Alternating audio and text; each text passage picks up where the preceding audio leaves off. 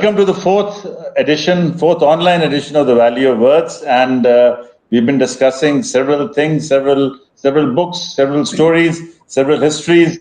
And just yesterday we had discussed Pakistan, the garrison state, where Professor Ishtiaq Ahmed also brought in this theme about Punjab, partitioned, blooded, and cleansed. Today we're going to talk about Punjab, a century of violence. And we've got two seminal books and two outstanding authors with us today. I'll start with Navdeep Suri, who translated his grandfather's work, Khuni Baisakhi. In fact, that's on Jallianwala Bagh. And I think, as many people have commented, Jallianwala Bagh was the point on which British lost their legitimacy to rule us. In fact, had Jallianwala Bagh not happened, my grandfather says that the British could have ruled us forever and ever, but for Jallianwala Bagh. But that's another story. But that is the breaking of the break that took place between the empire and its most loyal province, if one could say, because the number of Punjabi soldiers, whether they were Sikh or whether they were Pathans, they were actually the fighting arm of the British. And since 1857, Punjab had been supporting the Britishers in their empire. So that's the story of, and they just broke it up at Jallianwala Bagh. It's a lovely story, lovely ballad written by his grandfather, and he's translated it in absolutely great style. In fact, I will not. I will take the liberty of reading some portions in Punjabi and some in English, because it's a beautiful thing. I can't resist myself from doing it. My other speaker and the other book that we'll be discussing is The Radiance of 1,000 Suns. Again, an absolutely fantastic story, which is actually both story and history, connects the Mahabharata, connects Heer, connects Draupadi, connects, it's a fantastic tale, and it's a view of partition from the eyes of women, from the lens of women. Without much ado, I think what I'll do is that I'll first invite Navdeep to speak about the translation process, because the beauty of this, and that's what the juror said, that, how difficult it is to translate Punjabi to English, and if two languages are not, unless you've had a drink or two, there's a lot of gap between these two languages. But I'm sure Navdeep has done an absolutely great job at doing it. Over to you, Navdeep, and then we'll move on. And give me 2 minutes. After you've spoken, I'll speak something. I'll read my favorite lines from your grandfather's ballad. Navdeep. Thank you, Sanjeev, and it's such a wonderful initiative that you guys have taken to bring us together. I have previously translated two of my grandfather's novels, Pavitr Papi and Adhikadiya Phul. So I was kind of familiar with the challenges of translation, but I'd never tried my hand at verse. So the challenge of trying to capture the lyric of the poem, the cadence of the poem, and poems are meant to be read aloud, was really something that I initially felt I wasn't up to. And I kind of struggled around, and there was a point of time when I was sort of halfway through the journey, when I was consulting with my mother and my friends, and we thought, should we try free verse? Let's forget this whole rhyme scheme and meter and all of that, and let's capture the content of the poem, which is itself so powerful.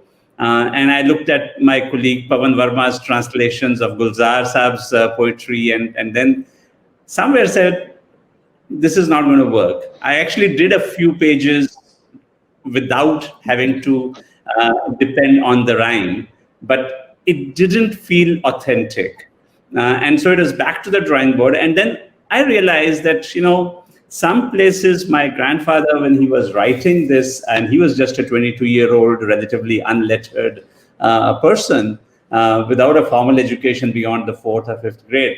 But when he would write the poem, he would very cleverly use simplifiers, if you will. So, for example, he would use yaro as every second, fourth, sixth, eighth line, or he would use pyare. And that would make his job of rhyming easier. And I thought, why don't I try a similar device of using friends, both for Yaro and Pyare. And so, it kind of fell into place. For example, it says, आखिर रोवदे पिटदे मुड़े घर नूं सारे लोग होके परेशान यारो मुर्दे चुक के अपने मोढियां ते सारे शहर दे विच पहुंचाण यारो. So I kind of try to translate it as they straggled, drenched in anger and tears, distraught they truly were my friends. Carried corpses on their shoulders bent, limped back to their city, sad my friends. So that my friends became a way to get out of that situation. Then, I really encountered a major challenge at the fag end of the poem. Just when I thought I had been able to do everything, the last section of the poem is these letters that this postcard, written to the government, to the Raj, expressing their anguish over the turn of events and how the British Raj has treated them. And in Punjabi, it was chithiyan dard diyan, likh sarkare paiyan, chithiyan dard diyan. And I kind of looked at letters, and I just couldn't wrap my head around it. How do letters of anguish, how do I capture the rhyme? Because if you look at the Punjabi, it says, Shahanshah sun lain asade, dukhi dilan ne paas to sade, arza aan sunaiyan, chithiyan dard diyan. Rayat teri hoi dukhiari, tud bin kaun sune ahozari, hind vich hon vadaiyan, chithiyan dard diyan. And I spent days unable to work on this. And then one fine morning, I remember it was a Saturday, I did some yoga, I did some meditation. The drink was the previous evening. so it had nothing to do with this particular bit of creativity. And I said, why am I stuck with letters, chithiyan letters? Why don't I make it postcards? And why don't I try postcards of pain? And the advantage of doing that was pain lends itself to a lot of rhyming words. So you could capture the rhythm without sacrificing the intent. So it kind of read like this. Please heed our humble pleas, our Lord. Your hapless folks seek help, our Lord. And so we plead in vain our postcards of pain. Your people face these times so grim. Our cup of sorrow fills to the brim. While the Raj rejoices in its reign, are postcards of pain. Sir Rowlett came out of the blue, his bill got passed, none had a clue, and troubles came like a flood of rain, are postcards of pain. So that's just an example of the challenge that, was there to keep the rhyme, and then suddenly there was a solution that emerged. Absolutely. Now, let me read my favorite lines. Many favorite lines, but this one is particularly. I really, felt very involved with this. Sare Hind ne keha ek jaan hoke. Sare Hind ne keha ek jaan hoke. Rowlett bill na mool manzoor karna. Asa variyan sab kuch tudan utte. Pyar na dil teen dur rakhna. लखा सूर में जंग कुहे दिते लखा सूर में जंग कुहा दिते हाय कुछ ता ख्याल हजूर करना साडे काबले रहम इस हाल उते रब दे वास्ते तरस जरूर करना मोया होया ताई कानू मार दे हो हाय इतना नहीं गरूर करना. And then I would say that in English, across India echoed a clarion call, no Rowlett will we take from you. We gave up all we had for you. Don't spurn our sentiments for you. O rulers, our sacrifices, don't forget. Just bear in mind, thousands died for you. See our plight. For heaven's sake, have mercy on us. Compassion too. Why hurt someone who's dead already? Check your pride, or you shall rue. It's absolutely fascinating. In fact, and then the other poem that comes out is that how Ram Navami was being celebrated in Amritsar. I think Nanak Singh Ji has not really been acknowledged yet. I think through Wow we would like to acknowledge him and his work, and I think I'm so glad that in the next round you will tell us the story about how you found this lost piece, this nearly lost piece of absolutely fantastic poetry. We'll get back to you, Navdeep. Welcome, Manpreet, and your book. First of all, congratulations! You got the prize for the best book in fiction for the now, and congratulations. So, do tell us about your book. Of course, many of us have heard about it, but we'd like to hear from your own voice. How you set about writing it. A typical question that are asked in a literature festival: your autobiography in the book. Who are you in that book? How you connected everything? Over to you. Thank you, Sanjeev. And Navdeep, that was a fascinating insight, and I'm looking forward to read the ballad. As for my book, it's The Radiance of a Thousand Suns. It is an exploration of the 70 years of history of independent India via a female gaze. And the reason I came to this book is that I grew up in a border town on the border between India and Pakistan. And I grew up with all these stories of partition. And then I grew up during my adolescent years, the Sikh militancy was, at its height. So I witnessed that at very close quarters. My father was a lawyer. And, as any good child, you put your head in your books. So I graduated, I moved away. But at some point of time, we were in Singapore at that time, I felt those memories surfacing over and over. And I thought I had sort of fled my messy in-between town, but I hadn't. And to make sense of those memories, I thought I would write a short story and be done with that. But the short story led to another story, to another. And I spent 7 years writing my first book, which is The Long Walk Home, which looks again at the post-partition history of Punjab through a family. But it started me on my writerly career, and the idea had always been with me that the stories I had heard whilst growing up, a lot of them, there was no place for them in the history textbooks. And many stories had to do with women, and those found no mention anywhere. So for the longest time, I did not want to go down that rabbit hole because I knew I would get stuck. Even while researching The Long Walk Home, I had come across roadblocks for research, for data, and I knew that if I wanted to tackle women's stories, it would be even tougher. But, you can escape something only for so long. And we had again relocated. I think these breaks help because the stimuli changes. And I remember we were in New York City, and one of the first few months I got in a yellow cab. And, the driver looked like any other brown person. He could be Hispanic, he could be, Mexican. He turns to me and says, "Kidda." And for a second, I was like, how does this person even know I'm Punjabi? And then he speaks to me in Punjabi, instead of the Tate Punjabi, which you use only when you come from the same land. And that kind of started me on a journey. And I figured very quickly that one of the hate crimes against brown people, especially turbaned brown people, after 9/11, one of the first victims was a Sikh man. Because for the average American, the white American, a person with a turban is an Arab. And at that time, I thought, I went out, I met people, and I figured that there was this large diaspora, especially in New York, where, a common factoid is that in the yellow cabs, the drivers, the first name, the most common is Muhammad, and the second most common name is a Singh. So really, these are people who either come from Africa, or there are all the Sikhs who have come, and a lot of them drive cabs. And the stories of hate crimes following 9/11, where so many of them had to take off their turban, cut their hair, go clean shaven.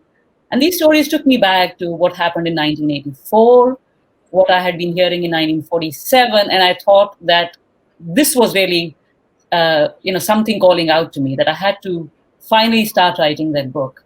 So to cut a long story short, I thought that I needed a book, I needed a story which tell me about what had happened during those 70 years, which our textbooks don't talk about. And I decided that I would look at it through the female gaze because, women are the missing part in our history textbooks.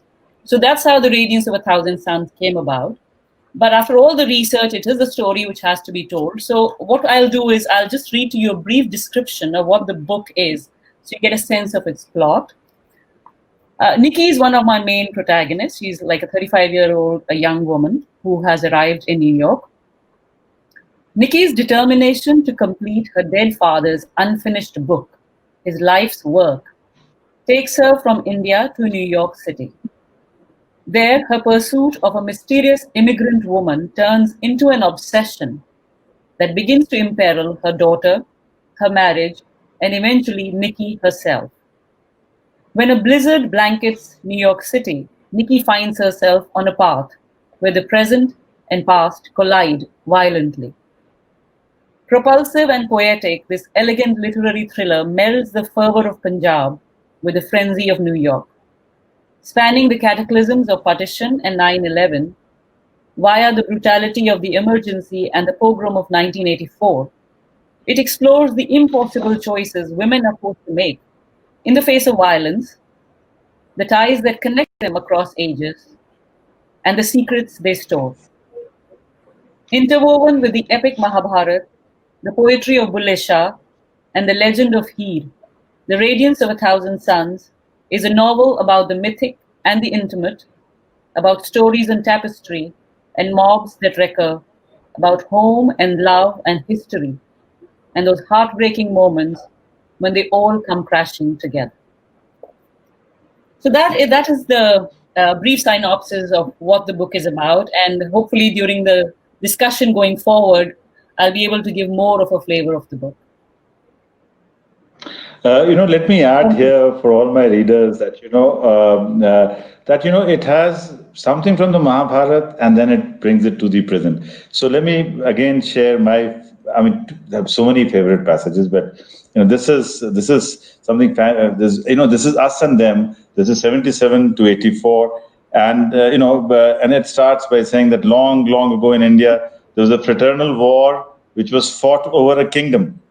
Now, the kingdom could be Punjab, the kingdom could be India, the kingdom could be Khalistan. So you can read whatever you want to read in this kingdom. And the story is of warring princes related to each other. The Kauravas and the Pandavas, the central spine of Mahabharata. But like any epic, it has stories within stories and, goes on. But the classic line is one that what Mahabharata says, that whatever is here is found elsewhere, but whatever is not here is nowhere else. And then let me read from a passage. It says, trouble started again. I could in fact say trouble started yet again, because trouble has been starting. And this is a trouble which could have started in Punjab. It could have been Belfast. It could have been, Beirut. It could have been anywhere. We just have to change the names and the characters. But that is such a fascinating thing. I mean, the fight and the conflict between brothers or erstwhile people who erstwhile, well, they were brothers. So men were asking for a separate state for the Sikhs, this time Khalistan, assisting them, and the cause was, the Muslims from Pakistan. News and rumors flowed as swift as a Satluj river.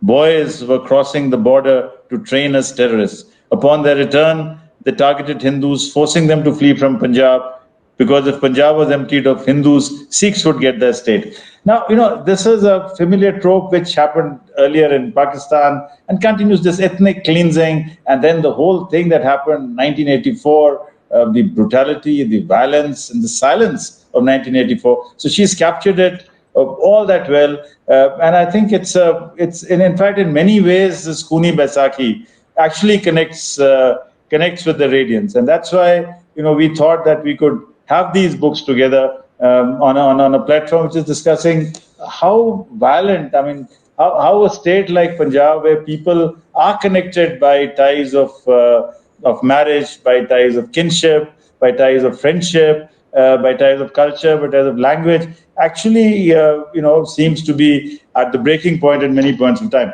Let me now move on back to Navdeep. Tell us about how you found this. This nearly lost ballad. And you found it in tell us the story. I think it'll be nice for the viewers to understand how this manuscript was proscribed by the Britishers and how you finally found it.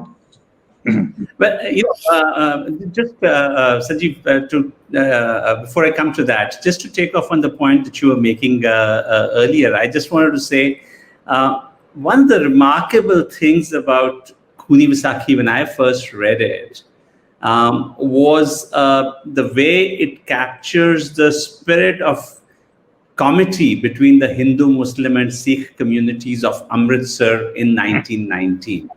And there are multiple references, not just in the way Ram Navami festival is celebrated, and the way people have gone together to the funeral processions, and on one side bodies are being cremated, and on the other side they are being buried. And I mention this partly because this is 28 years before partition. And, I've now started to work on two of my grandfather's novels that are set around the partition.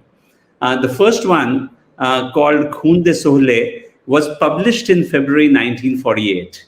And the second one, which is Agadi Khed, was published in September 1948. So they are back to back. They're actually one big story divided into two novels.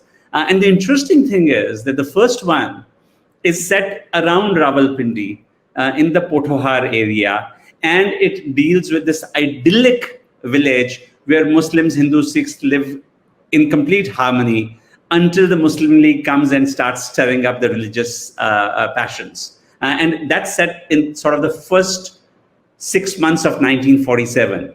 And we realize when you read that, how little we know about that side of things, and how the populations, mostly Khatris, were forced to flee from the frontier province and from Punjab across. And many of them first came to Amritsar, which was the first staging point.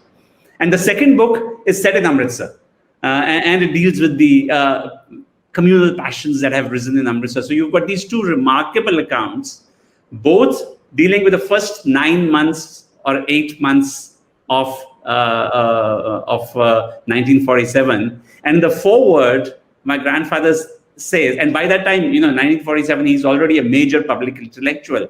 He has some 20 published books to his credit. And he starts off in his preface saying, India is celebrating independence, but I have to step back and say, was it worth it to have lost our humanity because of all that he has seen with his own eyes?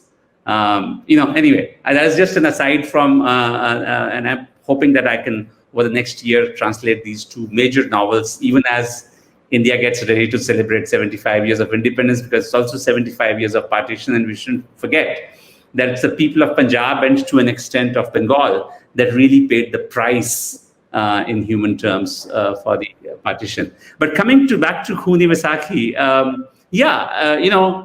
this was the time of the Rowlatt Act. And the book is published. It is a stinging indictment of British rule. There's a whole passage that condemns General Dyer as a murderer and says you're going to repent in hell, rot in hell for what you've done. Very powerful words, and the criticism of the British Raj. So obviously, soon after it was published, the book was banned. All copies were confiscated. This happened, the book was published in early 1920. And for the next 60 years in our family, all we knew was that Bauji had written this book, but nobody had really seen it.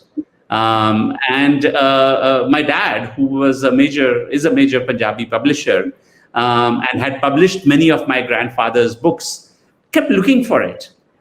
He went to the extent of asking Gyani Zail Singh when he was Home Minister, saying, you must have it somewhere in your archives. Can't you help me find it? Well, while this was going on, in 1980, he comes across an article in this Punjabi literary magazine called Jagriti, where he sees an essay by one Professor Kishan Singh Gupta talking about Nanak Singh the poet. And in the article, he has extensive excerpts from Khuni Vaisakhi. And my dad says, wow, how is this happening? How does this man have access to this?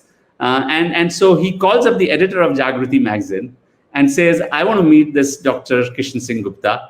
and discovers that Dr. Gupta lives somewhere in downtown Amritsar itself. And so my mom and my dad go on our scooter to Dr. Gupta's house, and start the conversation. And how do you have this? And as it turned out, Dr. Gupta's own grandfather was a bibliophile and used to collect these pamphlets that used to get circulated. So he conjectured that probably within the first week of its publication, before it got confiscated and so on, somehow his grandfather kept a copy. And literally there were these old pamphlets in gunny bags that were lying in some storage. And Dr. Gupta happened to find it. But because he was a lecturer in Punjabi language, the moment he saw it, he realized the literary significance of this lost work. And so in 1980, it was republished after a gap of 60 years. Fantastic. Yeah. Great. Absolutely great. I mean, so I'm so glad that it came to public light, and we could go on, but then let's go back to Manpreet. Manpreet, tell me about the intergenerational perspective. Like how BG was looking at things, how Noura was looking at things, how Nikki was looking at things, and let's not forget how Meher was looking at things. In fact, I think we should have spent some more time talking about Meher and Meher's connection to Noura. I mean, how she looked at Fulkari and how she began to sort of to reawaken. You find that sense which all of us find it with our teenage daughters. So that connect is also there. How kids begin to understand, first resist their past and then accept it and then own it and then start taking pride in it. And I found that happening with Meher, So can you tell us something about the intergenerational aspect about this wonderful story? Sure. So the Radiance of a Thousand Suns is sort of a multi-generation family saga, and it goes across continents from India to the US and back. And what I was trying to do is tell many things through one novel, through one story. And I reached the conclusion that crystallizing it through a family would be one way to get it across. So there is BG, who is sort of Nikki's Dadima. So there is a grandmother who's BG. And there is her Nikki, her granddaughter. And there is Meher, who's a great-granddaughter. And Meher is a child who was grown up outside of India mostly, and therefore it behaves like a typical expatriate kid, or whom we call ABCDs, or the NRI kids. And the attempt in this was to connect this family as well through something. So there is where Noura comes in. Noura, in fact, young women write to me and say, after they're finished reading Radiance, that they cannot get Noura out of their heads. And I'm so thrilled with that, because Noura is both the moral compass of the book, and Noura is also the person in whom I poured all the fearless Punjabi women I saw and who raised me. So Noura is sort of an amalgam of all the, Punjabi women who stand up for everything that they believe in. And as a background to Noura is a Muslim girl child who is rescued by Dadima when she's a young wife herself. And she raises her in a household. And Noura is an atheist. She has very clear views on what it means to be a woman. She has seen the violence of partition very close, because she lost her entire family to it. And Noura is shown to be working throughout the novel on a baag. So a baag is a tapestry done with Fulkari thread, which is a typical piece of embroidery which comes from Punjab. And the background to the Fulkari, the baag, is that it was something her mother was working on. And that's the only piece that Noura retrieves from the house when she goes after the family has been killed, and that she brings back with her. And in Noura's life, whenever she's agitated, she sits and works on the baag. She completes it. And what she does is what women typically do. In the baag, they draw figures that inspire them. And that baag is left unfinished when Noura passes away. But Nikki carries that baag with her everywhere. So when she is in New York, she hangs the baag. And there is a point when Meher comes back from school with a classmate, and the classmate looks at the tapestry and it is unfinished, and she says it's so ugly. And there is a brief scene between Nikki and Meher, and Meher says that, that was correct, it is ugly.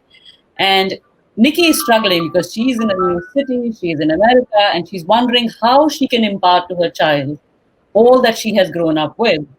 And the story comes a full circle. I don't want to say any more about how Meher begins to realize the journey that her grandmother, her mother, and the women that they have known have taken.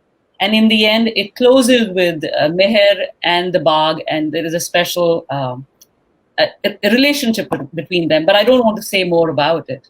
What I was trying to do was really sort of capture the stories of violence and the silence that is imposed by women because they're not allowed to speak of that violence, and how women pass on these through stories that they tell each other. And if it's possible, then I would like to read a brief scene from the novel where Noura is introduced to give a sense of who Noura really is and what kind of personality she has. So Sanjeev, I'll go along, ahead and read a little just to give a sense of Noura. Begins, Noura hated flies and God, in that order. In 1947, yes. Returning from the field of death at the age of 9, she had carried two things with her, the stench of carrion and the drone of flies. This was why Noura always walked on a whiff of attar, a plastic swatter dangling from one corner of her dupatta. Even in the most immaculate Punjabi household, a fly or two was inevitable, as elemental as summer heat. But not in the house of her B.G. Nalva. The swatter wore out every 2 summers and was the only item Noura required replacing on a regular basis. Not the steel colander or the plastic buckets or the ceramic jars. The only time the swatter was not on Noura's person was when she stepped out of home. In every way, though, Noura was an anomaly. Punjab prized fairness, but she was dark as the underside of a griddle and nonchalant about it. Punjabi women tiptoed around their menfolk, but Noura strode about like an unapologetic peacock. In a land where multiple gods were invoked in one breath, non-belief was deviant behavior in need of correction. But Noura would wrinkle her nose and declare, I encountered God long ago. He stinks. So this is just a brief insight into who Noura is and how she becomes the person who defines for Nikki how things happen during 47, and then Nikki grows up seeing 84, and then she decides to pass it on to her daughter. So there is this intergenerational violence which I wanted to capture, but I also wanted to show how women who are typically silenced, because a lot of women who suffered violence had been dishonored, and therefore they were not allowed to speak about their pain. And this pain was shared in terms of stories. And that is what I'm trying to show through the novel, how these stories are passed down the generations and sort of become the heritage or the virsa, really, of these women.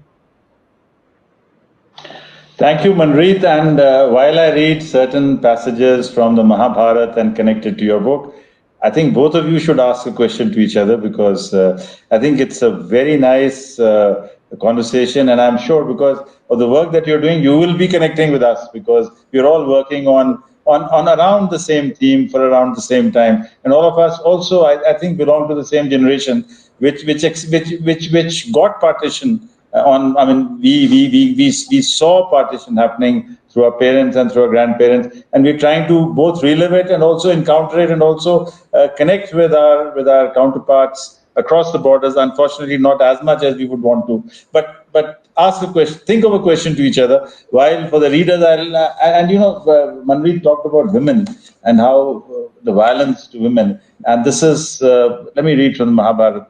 This is the end of the story. Duryodhan lies dying on the battlefield.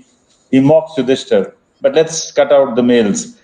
The grief-stricken Draupadi is lying prone on the ground. Gandhari, having lost all 100 sons, picks her way up through the corpses. Thus the great war ends. And Vyasa reaches the end of his non-stop narration. And then a thought niggles him.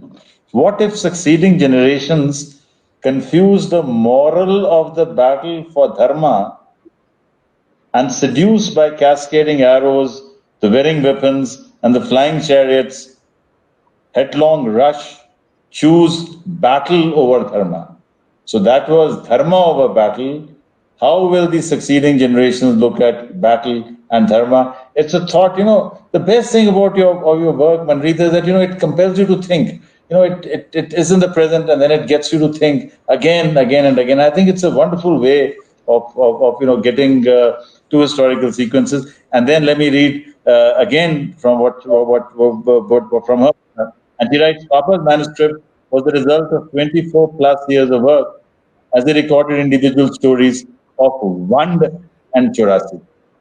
As Navdeep told us that, 2022, 23 will be celebrating not just 75 years of freedom, but also 75 years of Wand, that partition.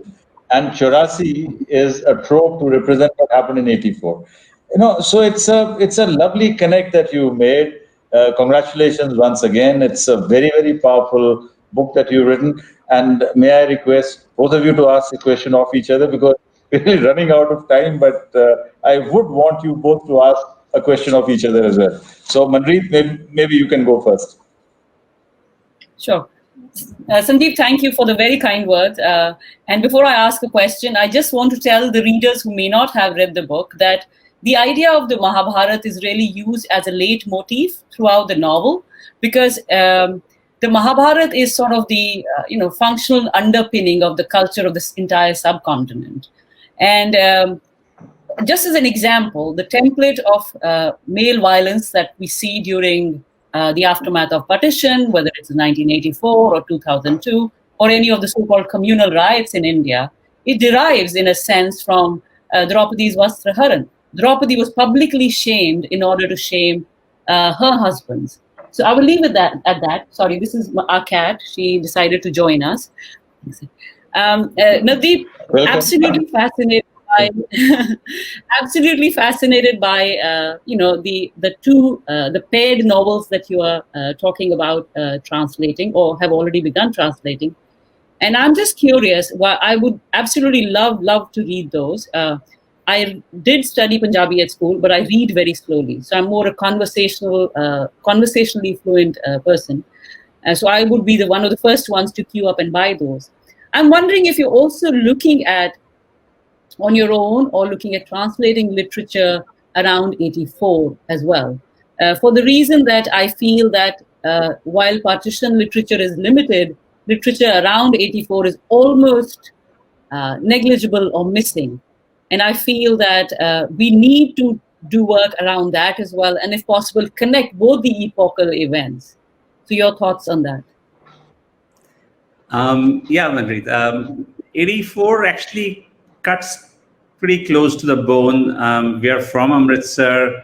I joined the Foreign Service in 83. 84, my wife and I got married in Amritsar in May. I went back for training, and in June, that was the long weekend of the Shahidi Gurpurab, that I had come back to Amritsar from Delhi to spend the long weekend with my wife and with my parents. And I was stuck in Amritsar for the next 3 weeks because of the curfew. So we experienced all of that firsthand. I haven't gotten around to translating that, partly because I've genuinely tried to focus on my grandfather for one reason. He was such a great natural storyteller, and some of his books are like a documentary history of that time, like a social history and a cultural history of that time. There's one of his books for which he won the Sahitya Academy in 1962 is Ik Mein Do Talwara, which is a fascinating account of Kartar Singh Saraba and the Gadar movement. And he, my grandfather met and spoke with many of the Gadari Babas who were still around when he was writing this book. So I just feel that, at this point of time, it's like a sense of obligation that before we, and there's nobody else who seems to be really taking much of an interest in this. So there's such a large body of work. And that's why I've picked these two books because of the partition. And I feel that they will bring forward an entirely different perspective of somebody who lived through those dark days. And for somebody who wrote Khuni Vaisakhi, and you see what a staunch nationalist he was, and it comes through all of his work. For him to have that level of despair, to say in this forward that was it worth it, really captures something. So I'll probably come to 84 maybe later, but right now I do want to focus, and these books will take me a while because they're about 300 pages each. But on that, my question to you, Manpreet, is that while I've started working on the translation, I also start researching that period, right, to understand the context of what happened, and also to validate some of the events. Did that village exist that he speaks about in Potohar? Was the governor the same guy that he speaks about, or the police chief, or whatever else, some of the characters that he's speaking about? So if you would have research on the partition when you were writing your novel. So if there's one book that you would recommend to the audience that captures the factual side of the partition and that period of pre-partition, 46, 47, would you have something in mind? Yeah, that's an excellent question, Navdeep. But before I begin answering it, I must say that I do envy you, because you have such a corpus of excellent work to dip into and work with, which is your grandfather. So there's a slight writerly envy there, but I wish you all the best, and I will look forward to reading those two novels and the many more thereafter. So to answer your question, when I started thinking of actively researching and writing about partition, one of the biggest roadblocks was really, as you say, research and data. And to cut a long story short, I will mention two books. One is, of course, Train to Pakistan, which I personally came very late. And I thought it taught me more about the history of that region and what had happened than any of my textbooks, and all of them. So while that is not factual, I think it's very close to the bone in terms of what happened. But G.D. Khosla's Stern Reckoning, which is really one of the few books, and G.D. Khosla was, I think, a justice of the Punjab High Court at that time. And that is a book which has both data and textual information. And importantly for me, it has interviews, very brief interviews, but recorded statements of women survivors of partition. So that was the one I turned to, because this is a person who was at the time in a position, in a senior position, and he undertook this project. And therefore this book, I think it's also available on the internet, but this book has data, and it has witness testimonies of women who bore the brunt of the violence of partition. And one of the interesting things is that this seminal work of 1947, and then the work of Manoj Mehta and H.S. Phulka about 1984, when a tree shook Delhi, it has testimonies of women as well. Again, very brief.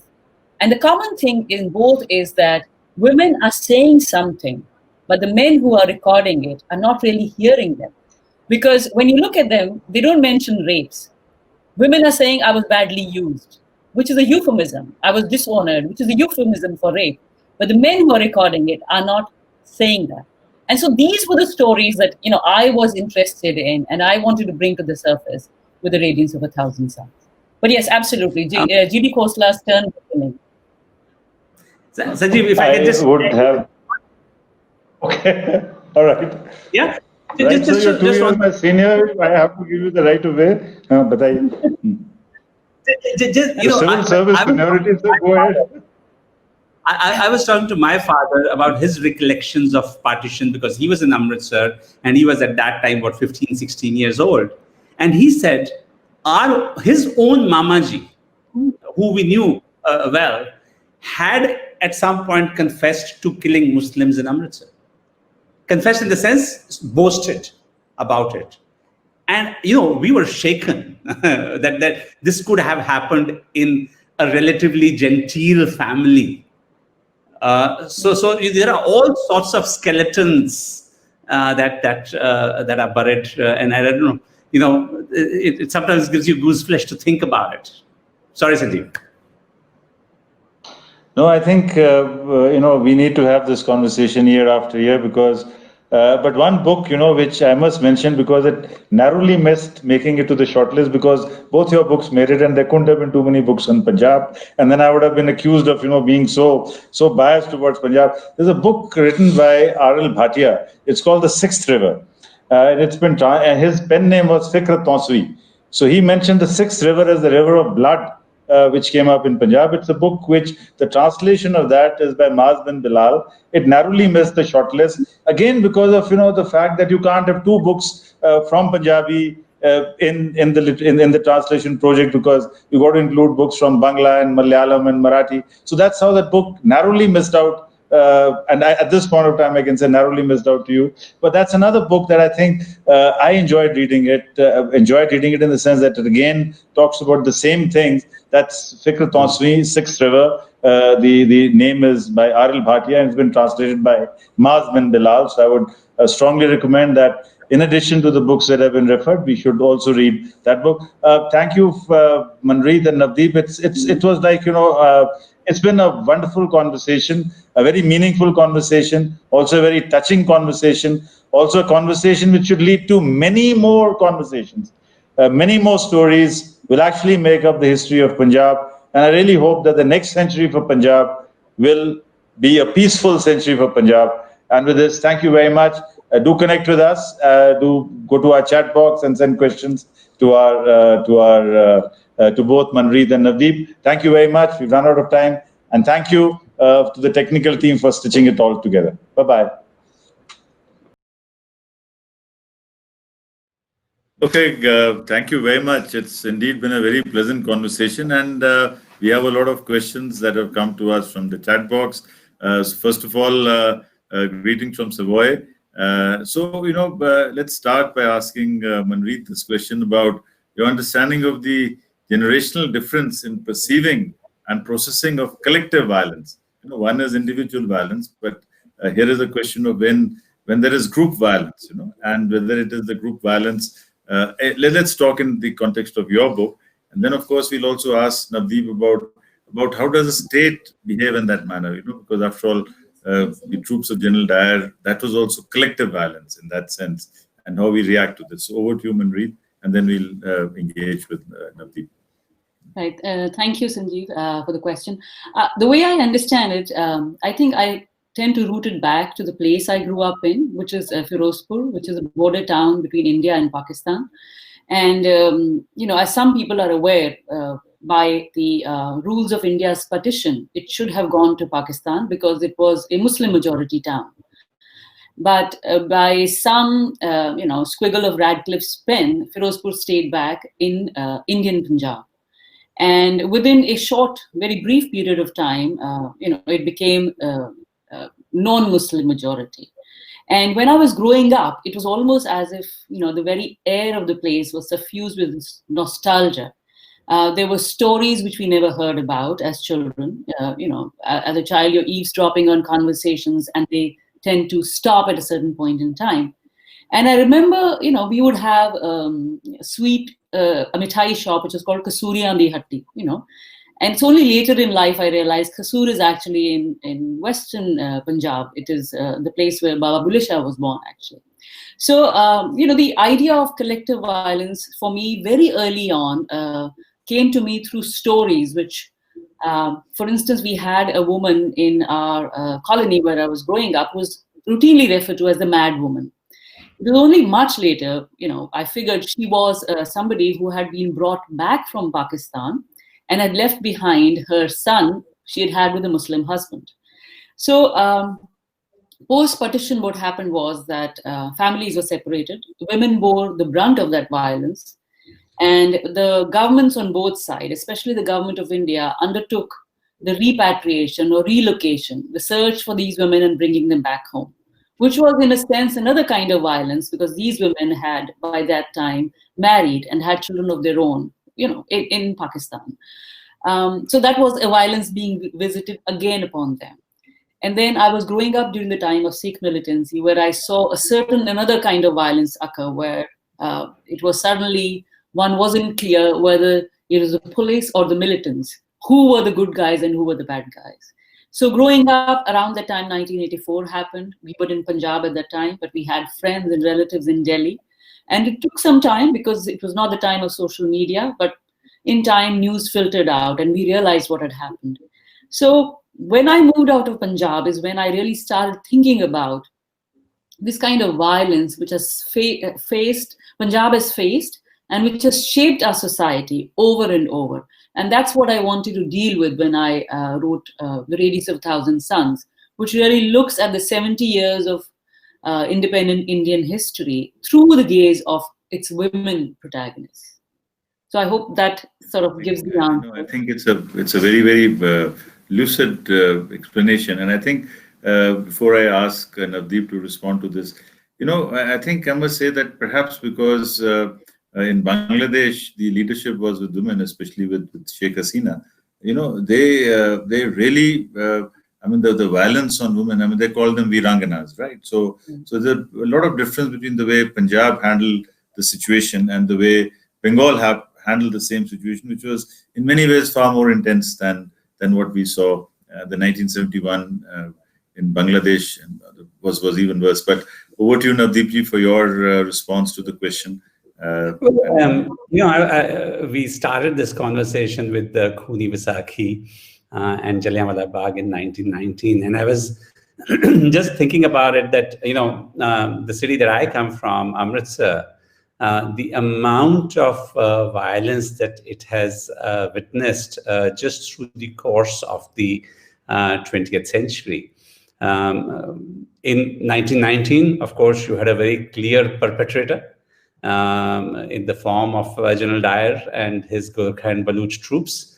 And you had a very clear victim, innocent men, women who died in Jallianwala Bagh. Move forward 28 years, come to 1947, and you see a very different scenario. You have civilian populations killing each other in very large numbers. And the state is complicit in not doing enough or looking the other way. There are all sorts of documented histories now about the role of the police in Amritsar on the eve of independence, of the reluctance to bring in the army. Even more controversially, people in Faridkot, for example, in the Maharaja's pay, who became foot soldiers to carry out massacres on Muslims who were being forced to flee, etc., etc. And then move forward, and you have the 65 and 71 wars. And, I've seen both of them as a school-going kid in Amritsar. In 65, of course, the famous tank battles that took place in the villages around Amritsar. And in 1971, I was all of 12 years old and sitting in our home preparing for our final exam. And we saw the first Pakistani F-104 starfighters over our homes carrying out the raids. And that was the launch of the war on 3rd of December, 71 in Amritsar. When you talk about violence, I think it's also important to remember how ordinary folks, like the people in our village of Amritsar, rallied behind the army. It became legend that, fresh meals were being served to people in the trenches by villagers who simply refused to leave their homes, even though they were just a couple of miles from the border. And then, of course, you have the 1984, first the Bhindranwale and the terrorists taking control of the holy premises of the Golden Temple. And then the government coming in with what many felt was an excessive use of force to evict them from the Golden Temple. So for one city, when you look at it, 1919, 47, 65, 71, 84, is a heck of a lot. And to still see that city maintain its cheerful character really speaks a lot of the character of the city itself and of its people. Yes, and now with all the developments that have happened around the Golden Temple, but I think one good thing that's happened in Amritsar is that in addition to the renovations around the Golden Temple, there's that Partition Museum which has come up, which is really very good because it also reminds us of what we have lost, and what we've gained. Before we close, there's one question which is addressed to all of us, but I think it's about the experience of our own self-histories fitting into the larger history of Punjab. And because all of us come from, Firozpur, Jalandhar, Kapurthala, and Amritsar. So here's a question which is addressed to all of us, that how do our histories fit into this? And we'll continue till as long as our session does not expire out. So maybe we'll request Manpreet and then Navdeep, and I'll feel the last because over to you, Manpreet. That is such a sort of insightful question, Sanjeev, because as we discussed earlier as well, I think I could say certainly that I wouldn't be a writer if I wasn't born in the place I was born in. And my early years I spent like any good student following. Studying, doing acing academics, and doing my engineering in business school and having a corporate career. I never trained to be a writer. It's only when I went away, I was living outside of India, that I had this urge to put down these memories that kept surfacing, and that's when I started researching and writing my first novel, The Long Walk Home. And I do think now that I've been writing and researching in and around Punjab, partition, 1984, I feel almost as if there are these, sort of these demons that haunt me. And I don't want to get all mystical and all, but the idea is that until I think I have sort of wrestled with them on page, I will not be able to get myself out of them. And the idea, therefore, is that our histories are so interwoven. And how would it not be? As Navdeep mentioned, he grew up in Amritsar, which has literally, and his grandfather has written about it. I grew up in a place where, my grandparents, my parents, I grew up listening to stories of my uncle, he's studying in Lahore, and how they had to flee, and how they used to actually do a Tonga ride, 45 minutes from Firozpur to Lahore. And in many ways, I know more about Lahore, despite the fact that I've never been there. So, I think it is very much a part of the self-history and the history of Punjab. They're woven together. Okay, thank you. Yes, Navdeep?